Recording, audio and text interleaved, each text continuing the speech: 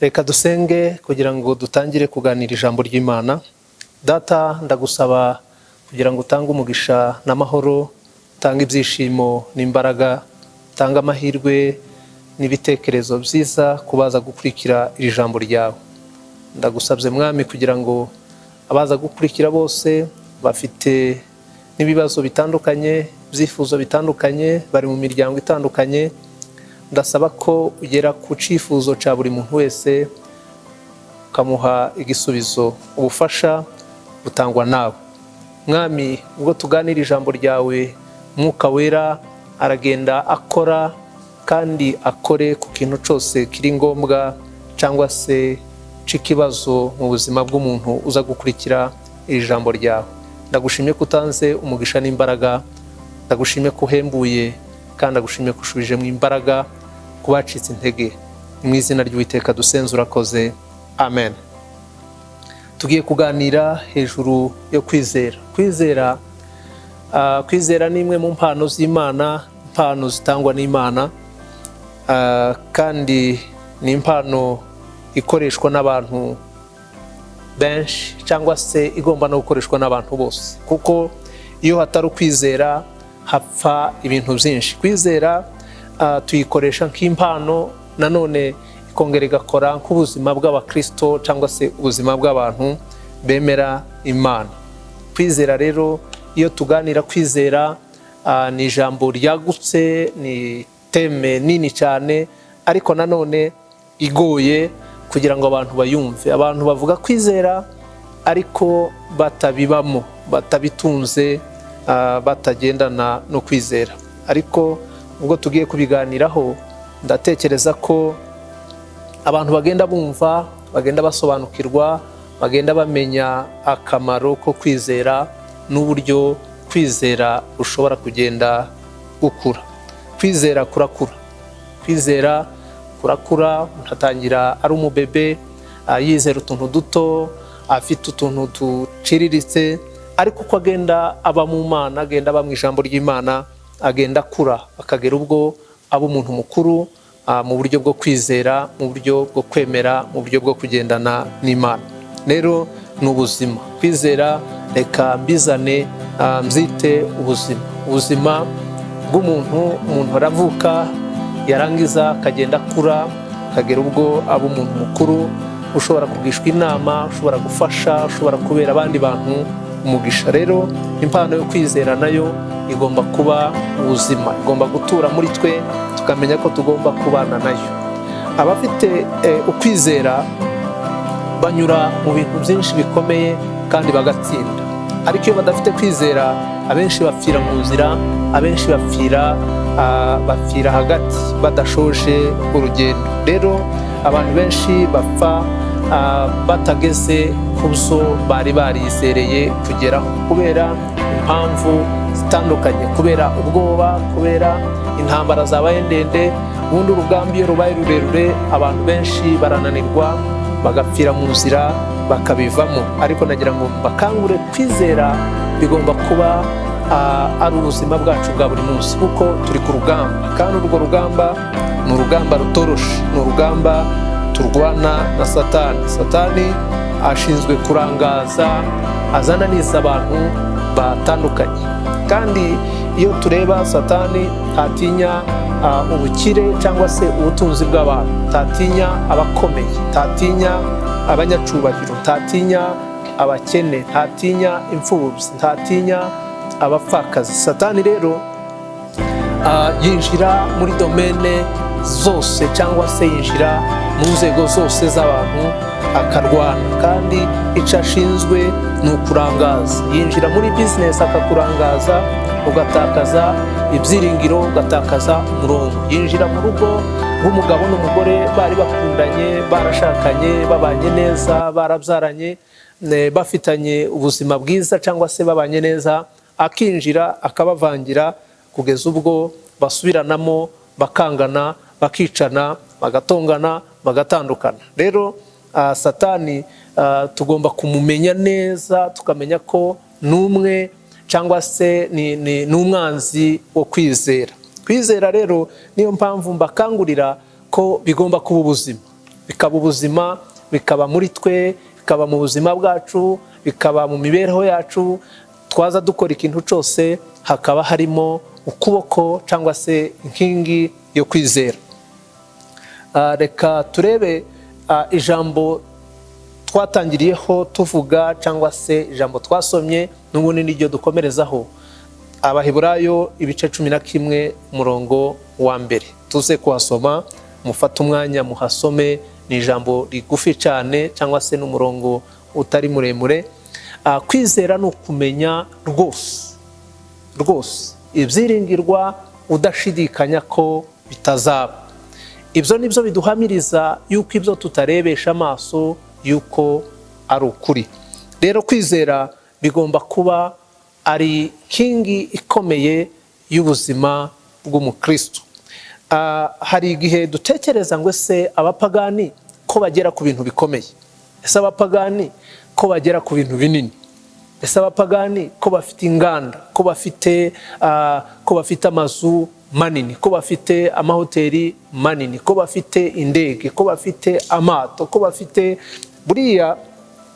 Nagira ngo mbibasobanurire nabyo mubyumve neza impamvu ushobora gusanga umupagani utarakizwa afite ubukire bukomeye. Ibintu byose ni ukuvuga ngo abera b'Imana bari mu isi cyangwa se ubuzima bw'abakristo bari ku isi, ni ukuvuga ngo ibintu byose birakorwa bikagenda bikaba byiza kubera ko itorero rya Kristo rikiri mu isi, kubera ko abera b'Imana bari ku isi. Twebwe twasenga Imana ikohereza imvura. Iyo yohereje imvura iza ku babi n'abeza. Ni ukuvuga ngo b'abapagani bari mu migisha yacu, baraprofita kuba turi mu isi, kuba tubasengera, kuba dusengera abatuye isi. Iyo tugiye gusengera igihugu ntabwo tuvangura, ntabwo tuvuga ngo turasenze kugira ngo abakristo aribo bagira umugisha, abapagani bareke kugira umugisha. Ahubwo ni igikorwa dukora kandi kikagera ku bantu bose. Ikindi kandi abakristo ntibagomba kugirira abapagani ishari, kubera ko twebwe dutegereje ko bari abantu, tubategeye amaboko ko turasenga. Ni naco cifuzo cacu gikomeye ko turasengera abapagani. Bariya bakire bakomeye bazakizwa, baze babe abavuga butumwa, baba abanyamasengesho, ndetse babe n'abapastori. Urugero rutoya, twese twagiye dukizwa tuvuye mu byaha, tuvuye mu isi, tuvuye mu bibazo bikomeye biri hanze ahangaha. Rero Imana iyiza kutwima kubaho cyangwa se kuvuka, ikavuga ngo abangaba kubera ko babyawe n'abapagani ntibavuke ntibabeho. Abo bantu bose nibo dushinzwe kubwiriza. Abatuye isi dushinzwe kubabwira ubutumwa bwiza kugira ngo nibizera baze bakorere Imana. Turabategereje rero, ejo n'ejo bundi bazaza kugira ngo bakorere umwami. Kwizera rero navuze ko gukura, kwizera kurakura, kwizera kugenda kwaguka. Kwizera ndabivuga mu bice bibiri. Hari ukwizera kwiterambere ryo mu buzima busanzwe, kwizerera ibintu bisanzwe. Impamvu mbizanamo nuko nico kintu abantu bakunda, ni naco kintu abantu bifuza, ni naco kintu abantu basengera. Ikintu kirimo kunsetsa gitangaje, abantu baraja ku ikoranabuhanga uko mubibona turimo tubikora, ariko bakaba basaba, ibo bakaba babikoze ari objectif yo kugira ngo babone amafaranga, babone ubukire, babone ubuzima, babone ibyo barya n'ibyo banywa. Bakabantereka tuje ku ikoranabuhanga, abantu nibatureba ari benshi, nibakurikira ari benshi, tuzahembwa. Ibyo nibyo abantu barashakira amafaranga, ubukire mu mpano bahawe. Waba uri umuhanuzi ugashakisha ubukire bwo mu isi, ubushakisha impano y'Imana, Imana iba yaguhaye. Waba uri umunyamasengesho ukabikoresha kugira ngo ubone ubukire. Waba uri umuririmbyi ukabikoresha uvuga ngo reka mbe icyamamare, reka mbe umuntu ukomeye, reka mbe ikirangirire kugira ngo nzabe umukire, nzabone amafaranga, nzabone ibyo ndya n'ibyo nambara. Ariko ukwizera nshaka kubabwira kwizera gutangwa n'Imana, kandi kwizera ntikutubuza gukora imirimo isanzwe yo kutubeshaho, kugira ngo nituza gukora umurimo wa data, dukora umurimo dushaka guhesha abantu bose umugisha, kugira ngo abantu batuye isi bagire umugisha, bagire amahoro, bagire ubuzima bwiza, babone ibyo barya, babone ibyo bambara, bige, bagire amagara mazima, kubera kuko twebwe turi abakozi b'Imana, turi abakozi bisumba byose. Rero muri uyu mwanya iyo tubafasha, ntabwo tuba dukoramo na business ngo tuvuge ngo reka dufashe abantu kugira ngo ejo bazadufashe, kugira ngo ejo bazatugaburire, kugira ngo ejo bazatwambike. Ni impano tuba duhawe n'Imana dukoresha kugira ngo dufashe abatuye isi bamenye ukuri. Rero kwizera nagira ngo nongere mbivuge mu rwego rw'iterambere ryo mu mwuka. Iterambere ryo mu mwuka ni ikintu gikomeye. Iterambere ryo mu mwuka ni ukuvuga ngo ni ukuva mu bubebe. Ububebe, ababebe mu mwuka niba abakristo batoya bivumbura, barakara, batamuhamagara, batamubwira gusenga, batamubwira gukora imirimo mu rusengero, akaba arivumbuye. Batamuhamagara kuri telefone akavuga nti nje ni umukristo ntabwo bampamagaye, reka mve mu itorero, reka mve mu murimo, reka ntaco nakora kubera ko nje batamvuga, batampamagara, batanyitaho. Abo ni ababebe. Abo ni abantu baba basabwa gukura. Rero mu buryo bw'umwuka tugomba gukura kugera ubwo tugera ku gihagararo gishitse. Urugero nabaha, nk'ubu ngubu abantu bagize igihe bari mu ngo kubera ikibazo cya corona. Abantu bari mu ngo, abantu bari ntabwo barimo bakora, akazi ntabwo kagenda neza, abantu bagize ibihe byo gushakisha ibyo barya n'ibyo bakora, benshi akazi kazahagarara, akazi ntagahari, baribaza ibintu byinshi. Iyo ari ababebe mu mwuka baragwa. Aravuga ngo Imana itaza kunyima akazi, akavuga nti Imana yanyambuye akazi, Imana yanteje ibibazo, Imana yanteje indwara, nahuye n'ibibazo bikomeye, Imana yaretse corona iza, ndetse abahanuzi mwavuze yuko mwari mubizi ko izaza, none corona iraje intwaye akazi, intwaye ibintu byanje biragiye, nari mfite business none yahombye, none nzakora iki? Akavuga nti Imana ngiye kuyivaho kubera ko yaretse corona iraza, none corona itumye takaza akazi kanjye. Rero kwizera ntigukangwa na corona, kwizera ntigukangwa n'ibihano Imana yohereza, kwizera ntigukangwa n'ubukire, kwizera ntigukangwa n'ubukene, kwizera kurakomeza. Kwizera iyo byamaze kuba ubuzima nkuko nabivuze birakomeza. Kwizera kurakomeza, imigisha irakomeza. Turarya tugahaga uyu munsi, bwaca tukongera kandi tugakenera kurya. Umuntu afata amafunguro nimugoroba ariko bugaca ashonje, ugafata icyayi mu gitondo ariko waza kugera saa sita kumva urashonje. Kubera iki? Kubera ko umubiri ukenera kugaburirwa. Kwizera rero ndashaka kubabwira ko kwizera kugomba kuva ku bintu tubonesha amaso gusa. Amaso aradushuka, amaso atwereka ibibazo, amaso atwereka intambara, amaso atwereka abatsinzwe, abananiwe n'urugendo rwo kuja mu ijuru, noneho tukumva tugize ubwoba. Amaso atwereka corona ko yaje, corona kwiriho kwisi yose, ikakwereka yuko utazabaho, utazarama, ikakwereka yuko utazagira ubuzima bwiza, kumva urihebye. Ariko ndabivuga muri ubwo buryo bubiri kugira ngo mugende mutekereza kandi urebe uburyo wakwaguka ukaba umuntu ukomeye kandi umuntu ugendana n'Imana mu buryo ukomeye. Kwizera kw'impano. Kwizera yari impano. Kugira amaso areba kure. Kwizera ntikuza gukangwa n'ibintu bikomeye. Reka mbabwire, Imana yo ntigira limite ku bintu bijanye no kwizera. Imana irihagisha. Imana ifite ubutware n'ubushobozi buhagisha. Ahubwo twebwe tugenda dufata agapande gato ko kwizera bitewe n'ibyo tugezeho, bitewe n'urwego ugezeho rwo kwemera imbaraga z'Imana no kwizera Imana ishobora byose. Reka abantu benshi atekereza ko Imana hari ibyo ishoboye hakaba n'ibyo idashoboye. Ariko nagira ngo mbabwire ngo Imana ishobora byose, ntifite limite. Niyo tangiriro kandi niyo herezo. Ni ukuvuga ngo iyo iragenda, kwizera kuragenda kugapenetra, kugasenya,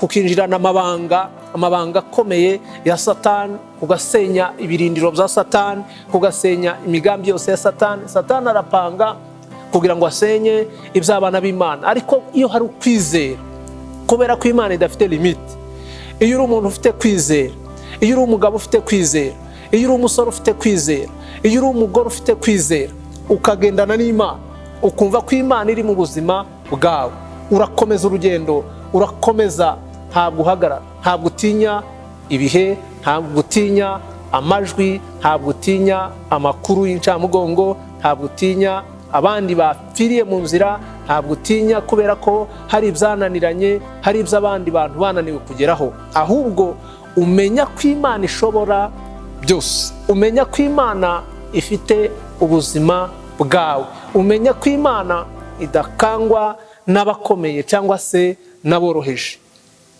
Kwizera rero nagira ngo tubikure mu bintu bitoya.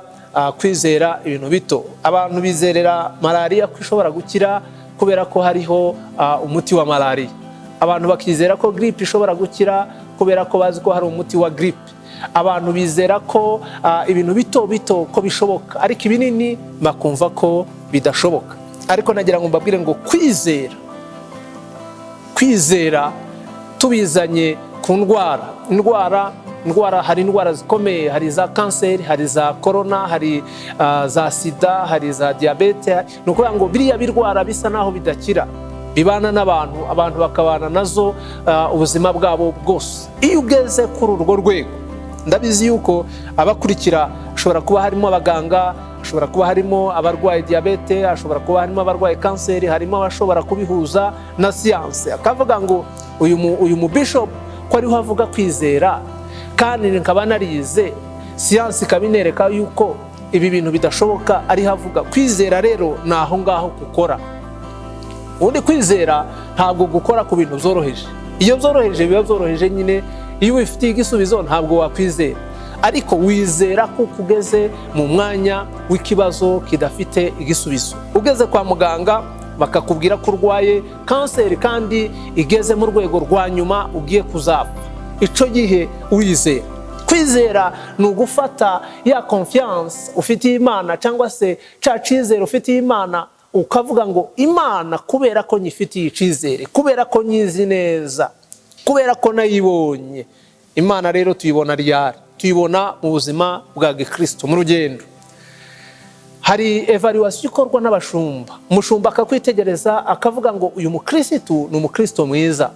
Hari ibintu bitanu mu itorero uyu mukristo yujuje, kandi ibi bintu nibyo mureberaho ngasanga ari umuntu wo kwizera. Bya bintu bitanu wujuje mu itorero, umushumba wawe iyo agukoreye evaluation akakubwira ngo uri umukristo mwiza kubera ko wujuje ibisabwa n'amabwiriza y'itorero. Ibyo bibiri dusaba ndabona ubyujuje, ibyo ndeba nje nk'umushumba wawe. Umushumba iyo aguhaye amanota aba ari ikintu gikomeye. Noneho iyo urwaye, iyo uhuye n'ikibazo, uhita uhagarara kuri bya bintu umushumba yakubwiye. Twavuga ati umushumba wanjye yaranyitegereje, naganiriye nawe mu gihe nakoraga umurimo, dore uko amanota yampaye. Uhera kuri ya manota twavuga ngo Mana, nzi ko uri umwana, nzi ko uri umunyembaraga, nzi ko ushobora byose, nzi ko wandemye mu shusho yawe, nzi yuko ndi umuntu w'agaciro, nzi yuko ndi umuntu udasanzwe. Uhagarara kuri ibyo bintu ukavuga ngo Mana, ya pastori wankoreye evaluation, Mana, nemera kaba ndakora ibyaha runaka, ukabisita, ukabivuga, ugakora liste y'ibyaha, ukavuga ati ibyaha nabyo narabiretse. Ahasigaye hari ibyaha bishobora kuba biza bikanyura mu mutima wanjye ntazi, ndatekereza nshobora gukora ariko ntazi, ariko ngusabye support, ngusabye ubutabazi, untabare, umfashe, umbabarire, wirengagize ibyo bintu byose naba narakoze mu kutamenya. Tahasigaye mwami, hari ibintu bine shaka gukora muri plan, mu nzozi zanjye, mu bitekerezo byanjye. Hari ibintu nifuza gukora mwami, ni ibintu bine, ukabivuga mu mazina, ukavuga ngo nunkiza iyi ndwara, ndashaka gusengera abapagani 10 n'urugero, ndashaka ko mu myaka 5 iri imbere nzaba nashizeho program yo gusengera ibintu byananiranye, ndashaka kubaka inzu yawe, insengero nibura 5 mu myaka 5 iri imbere. Ukareba ya mihigo wafashe, washize mu mutima, ukayizera, ukavuga ati mwana, none amaraso yanjye ndasaba ngo yivange n'amaraso yawe, amagufwa yanjye ndasaba yuko ari wowe uyakontorora, ni wowe umenya ibikwiye. Igufwa ryaboze, igufwa rirwaye uri bukuremo ukarisimbuza irindi, birashoboka kuko ushobora byose. Warangiza ukavuga none mwami, nizeye yuko ibyo kurya ndi burye, mbari dodo uza gufata n'umuceri, ukavuga ati ibi byo kurya nibyo biri bumbere umuti, kandi nizeye gukora kwawe yuko uri umwami w'ubuzima bwanjye. Ukabyizera ukavuga ati iminsi 5 ndabarya dodo n'umuceri, kandi nizeye gukora kw'iki kw'Imana. Ukabikora mu minsi 5, kanseri iraba yagiye. Kubera iki? Kuko wizeye, wizeye kandi wahagaze ku ijambo ry'Imana, wahagaze ku nkingi z'ibyo wifuza gukora muri plan yawe y'imyaka 5. Kwizera rero nuko niko gukora. Urizera ukavuga ati ndagiye kandi ndabigeraho. Iyo wemeye ijambo ry'Imana ukarihagararamo, Imana iragukoresha. Hari igihe dutekereza muri Bibiliya ukareba ukavuga ati ariko Musa cyangwa se Moise, Imana yamukoresheje ibintu bikomeye. Ukavuga ngo iriya Mana yakoresheje Mose ikamukoresha ibintu bidasanzwe, taho yagiye n'ubiri kumwe nawe. Inyanja itukura ishobora kubikuri imbere kandi kuyambuka, kabambuka ku butaka biroroshe. Ukavuga ngo Imana yakoranye na Mose, Imana yumviye Mose, Imana yagendanye na Mose ikamukoresha ibintu bikomeye. Nanje birashoboka. Nagira ngo kubwire ngo kwizera ni ukwemera. Shobora kuvuga ati ariko Noa, ni gute Noa yubatse inkuge, ni gute Noa Imana yagendanye nawe, ni gute Noa Imana yamukoresheje. Ukavuga ngo nanje ngomba kumera nka Noa, kandi birashoboka kuko ni umuntu nkanje, ariko Imana yamukoresheje ibintu bidasanzwe. Ukavuga ati birashoboka nanjye. Ukavuga ati ariko Imana kubera iki yakoresheje Yosefu? Yosefu yabaye umuntu ukomeye. Kubera iki? Yanyuze muri gereza ariko arakomeza agera ku bwami, ku bushefu, ku buyobozi. Kubera iki nje bitakunda? Nagira ngo kubwire ngo iyo tureba mu isezerano rya kera tukabona intwari zo kwizera, n'uyu munsi mu isezerano risha barahari. Intwari zo kwizera zirahari. Mu Rwanda intwari zo kwizera zirahari, muri Amerika zirahari, i Buraya zirahari, muri Aziya zirahari. Abo ni bande? Ni nje nawe. Biraterwa nuko dushaka kugendana n'Imana, biraterwa nuko twumva tumeze mu buzima bwa Gikristo. Nagira ngo mbabwire ngo ibintu birashoboka. Urifuza kugera ku nganda, nari mvuze ku burwayi. Uburwayi twamaze kwizera, kanseri yagiye. Nimba kanseri yagiye, ni ukuvuga ngo na corona ishobora kugenda, ni ukuvuga ngo na diabete ishobora kugenda. Biraterwa n'umuntu, biraterwa nawe uriho unyumva uburyo ushaka kwakira imbaraga z'Imana. Biraterwa nawe uriho unyumva ushaka kugenda uko Imana ishaka. Hari ibintu twibutsa Imana iyo tugiye mu kwizera. Twibutsa Imana ibyo twabonesheje amaso, kubera ko Imana igomba kuba iri hafi yawe, ugomba kuyumva hafi. Tugomba kumva ko Imana iri kure. Iyo twumvise ko Imana yagiye kure turarohama, tutangira kumva ubwoba, dushobora kwambuka inyanja, kuko uraza kumva utangiye kugira gute kurohama. Kubera iki? Kuko wumvise Imana yagiye kure yawe. Ariko Imana nuyumva hafi, ukumva ko iri mu buzima bwawe, kumva ko Imana igendana nawe, ibintu birashoboka. nagira ngo mbabwire ngo mu buzima bw'umwuka nari mvuze mu bisanzwe, mu bigaragara, mu burwayi, mu mazu, amahoteli, inganda n'ibindi bintu byose twifuza dushaka kubona. Kugira akazi keza kaguhemba nibura ibihumbi 10 by'amadolari, kugira akazi kaguhemba nibura ibihumbi 50 by'amadolari, kumva ko wakorera miliyoni y'amadolari mu gihe cy'ukwezi cyangwa amezi 2 birashoboka. Kubera iki? Kwizera. Kwizera abantu bagera muri urwo rwego baba barahereye hasi. Kwizerera utuntu duto. Ndabizi yuko abanyamakuru baba bifuza za kamera, baza amazina ya za kamera zifotora neza, zifata amashusho meza, barabitekereza, bakabitekereza, bakabyifuza, bakabisengera. Asaba kamera, agasaba kamera, kama ngo nimbona kamera nzaba ngiye kuba umukire kubera ko nzaba mbonye kamera nziza, akayisengera, akayifuza, akayishaka, akayigeraho. Yamara kugera kuri kamera akavuga ati hari ibindi nifuza noneho kugeraho. Ndifuza kugera ku rundi rwego, kugira za kamera noneho zirenze imwe. Atangira kugira za kamera zirenga 5 10, ugakomeza ukavuga ati noneho ndifuza kuba umukire mu rwego mpuzamahanga, ukazamuka ukaba umukire mu rwego mpuzamahanga. Ibintu byose bigenda bizamuka, bigenda bikura. Ni ukuvuga ngo mu buzima bwo kwizerera ibintu bisanzwe, inzu, imodoka, akazi keza, twabishoboye. Kubera iki? Ni ukwemera ko Imana iri kumwe nawe.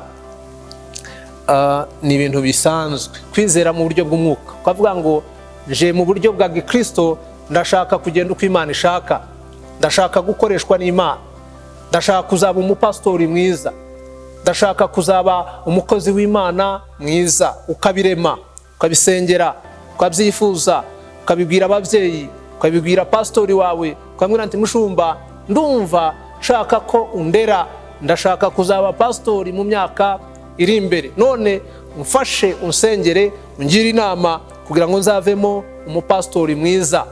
Aragusengera, agatangira kurera impano ikurimo, impano igakura. Ushobora kuba uri umuririmbyi ukavuga ati mushumba, ndumva ndi umuririmbyi kandi ndashaka kuririmbira Imana, ndashaka kuba umukristo mwiza, ndashaka kuzamura itorero, ndashaka kuzamura ibikorwa by'itorero nkoresheje impano yo kuririmba. Abantu benshi iyo bageze ku mpano zabo batangira kumva ko bakwigenga, bakumva ko bakwiyobora, bakumva ko bajya ku gatuti, baje imbere. Twese ntabwo dufite impano zo kuba abayobozi, ariko twese dufite impano zo kubasha gukora tukanezeza Imana, ubwami bw'Imana bukaguka. Iyo dutekereza twese tugiye kuba abayobozi ntabwo byashoboka. Igihugu kigira umuyobozi umwe, usanga igihugu gifite perezida umwe kandi akayobora abaturage miliyoni nyinshi z'abantu, kandi bakayoboka bakagendera ku mabwiriza y'igihugu kandi bakaba abanyagihugu beza. Ubundi twese tubaye abapastori byaba ari byiza, tubaye dufite izo mpano. Ariko nimba tudafite impano imwe twese, birasaba ko kugira ngo twubake umubiri wa Kristo, impano dufite zitandukanye, buri wese nakoresha impano ye. Uko ndabwiriza hariho abafata amashusho, mudahari ninde wafata aya mashusho, mutabikoze ninde wabikora, n'impano zanyu nibyo mushoboye. Kwizera rero guhera ku kintu ufite ukakirera, ukagisengera, ukakibwira Imana, ukacereka Imana, ya mpano igakura ikazavamo impano igufasha kandi ifasha n'abandi bantu. Cyo tugendereye ni ukugira ngo dufashe isi. Mpamvu tubwiriza uyu munsi tugakoresha ikoranabuhanga mu kugira ngo abatuye isi batwumve. Nagomba gufata indege uyu munsi nkajya mu Bwongereza cyangwa nkajya muri Australia, ntabwo ndi bujyeyo, ariko nikoresha ikoranabuhanga ndababwira nicaye hano banyumva, bakurikira ijambo ry'Imana. Kwizera rero nagira ngo mu buryo bw'umwuka impano dufite mureke tuzirere. Ndaza kubaha ubuhamya, ndabaha ubuhamya kugira ngo mwumve uburyo kwizera kuza gukura. Je ntangira nasengeraga abarwayi mbarambitseho ibiganza. Umurwayi naje kumusengera bakamunzanira mu cyumba cy'amasengesho, kabanza nkabaza Imana, kayibwira ngo Mana umurwayi arwaye iki? Kambwira ngo umurwayi ni urugero baramuroze, kandi azapfa mu gihe cyo nahitaga mvuga ntoke ubwo uyu muntu azapfa birarangiye kamurambikaho ibiganza ariko nkumva amasengesho yaje ntagikomeza kuko ndumva umuntu yapfuye. Ariko uko nagiye nkura mu buryo bw'umwuka naje gusanga hari ikinyoma cha Satani yica abantu abibye bakaba baragiye. Iyo turangaye rero abantu baraducika bakagenda, ariko iyo tubaye maso dushobora kuvuga ngo se mana uyu muntu napfa ubu arapfa akijijwe cyangwa arapfira mu byaha. Hakabi usanga agiye gupfa kandi apfire mu byaha. Abahanuzi bato hari igihe babona ikintu akabona agapande gato agahita avuga ngo nuko niko bimeze. Abonye ko umuntu ari bupfe ariko ntiyakurikiranye ngo amenye niba umuntu apfira mu byaha cyangwa se nimba apfa yakijijwe.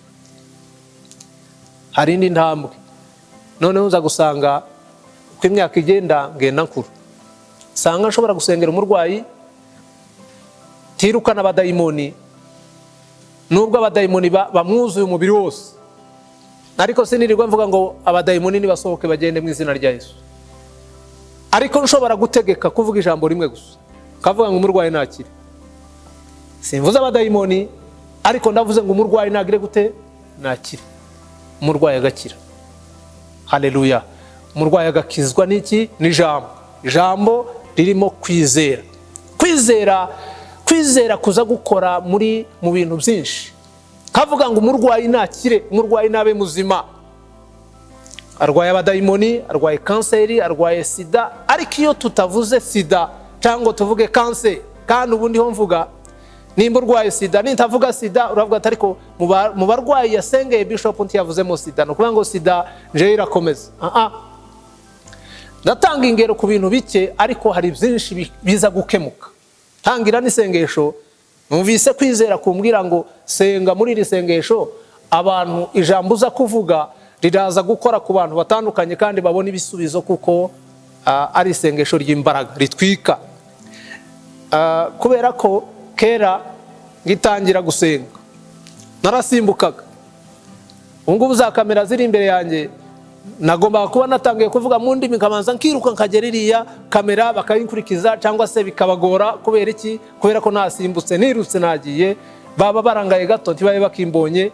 Ariko uko ngenda nkura mu buryo bw'umwuka nshobora guhagarara ahantu hamwe ndakomeza kwideplacer ntabuja tabanje gusimbuka ngo mvuge mu ndimi, ariko imbaraga z'Imana zirimo zinkoreramo z'Uwiteka zigakora ibitangaza bigakoreka kandi ntasimbutse tavuze mu ndimi cyane.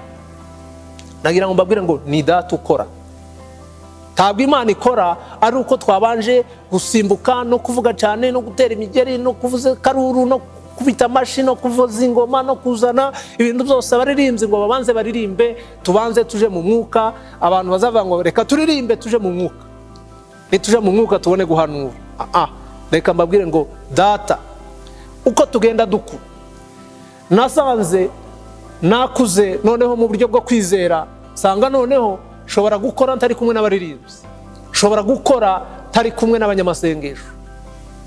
Tugitangira ntabwo nagendaga njyenyine mu gusenga, ntabwo nakoraga ndumwe, twakoraga turi team abinginzi bane nibura. Hakaba hari umuntu uriho winginga kugira ngo abadayimoni babanze bahunge bave ku gatuti. Naje ku gatuti hari abandi bagateguye tabanje kugasengera. Kubera iki? Kubera ko mfite kwizera. Amavuta numva mfite aratuma ngera ku gatuti. Abadayimoni ibirozi bateze, imyuka yose bateze ize gupfa tabanje gushiraho abinginzi babanze baje gutegura imitego, babanze bakore ushamburizi ni abantu bafata ibirozi, bafata imyuka, bafata ibiheko biteze ahantu hatandukanye. Ni amagufwa, ni amaso y'abantu bapfuye, ni imisatsi y'abantu bapfuye, n'amenyo y'abantu bapfuye. Umunsi umwe nagiye mu bitaro ngiye gusengera umurwayi, pasanga umukecuru arwaje umurwayi. Ambonye ngiye gusenga, umukecuru afata ikijigo agikura mu gikondorero cye, arangije mu gikondorero abana bato batazi igikondorero no kuvuga ngo ni mu mweko, agikuramo aragitamira niho mureba. noneho ndibaza ntabwo nohereje abashamburizi ngo banze baze bashamburiye ibiheko mukecuru afite. Mukecuru ntabwo nakimwatse kandi nariho mureba mba naranakimwatse, ariko sinabikora. Ariko nohereza umuriro w'isengesho kugira ngo utwike ca kigirwamana, ca kijigo yatamiye.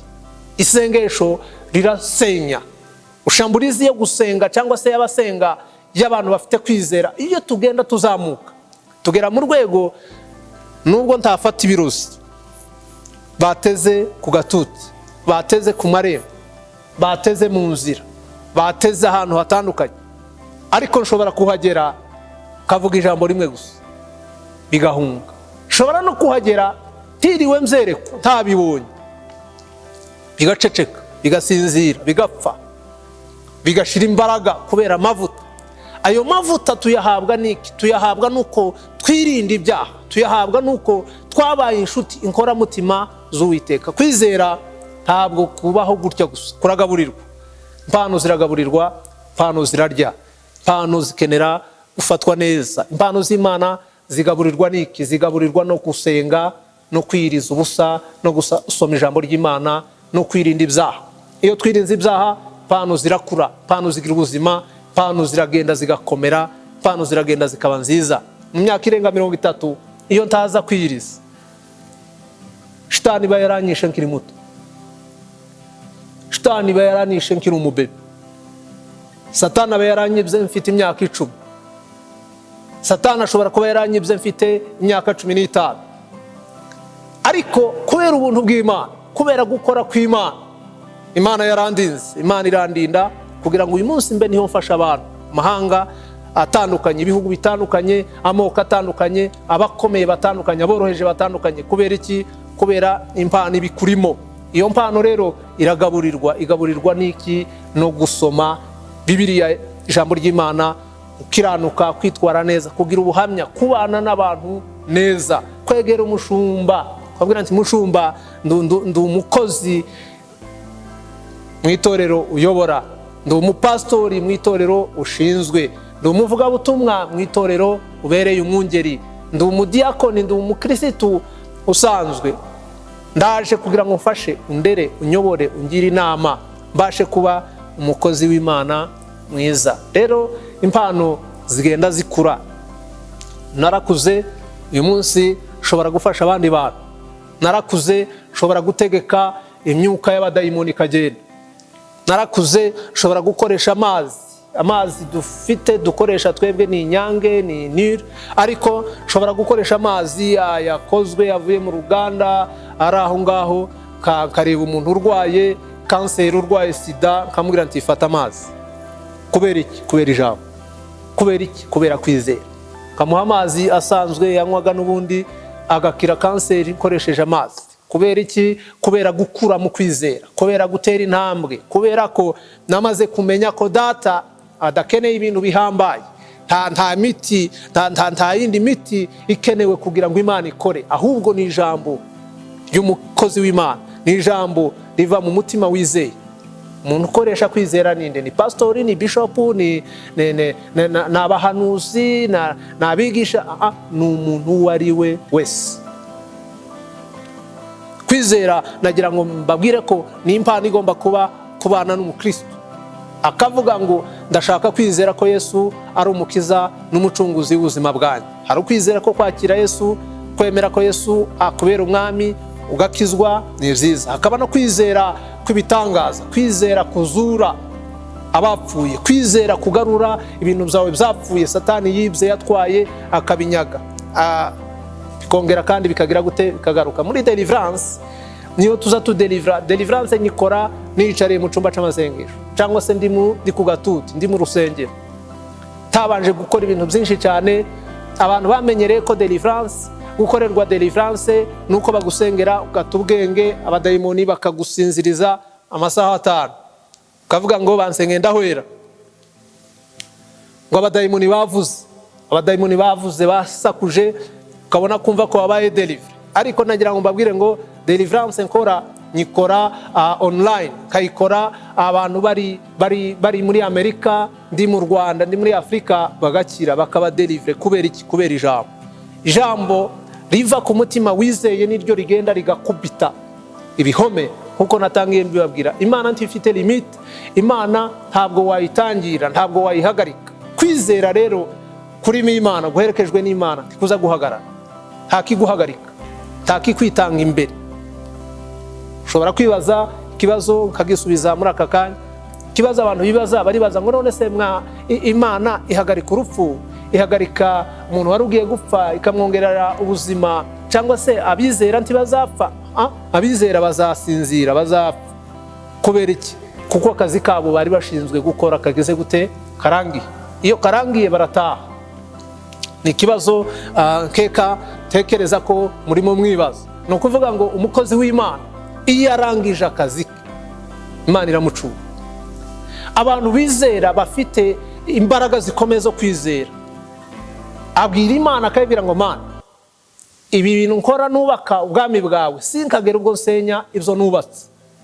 Ni ukuvuga ngo yarisengeye, Imana iramuzi. Niko Imana yatwaye Enoki. Imana yamutwaye kubera ko ayumvira, ayikunda, agendana nayo.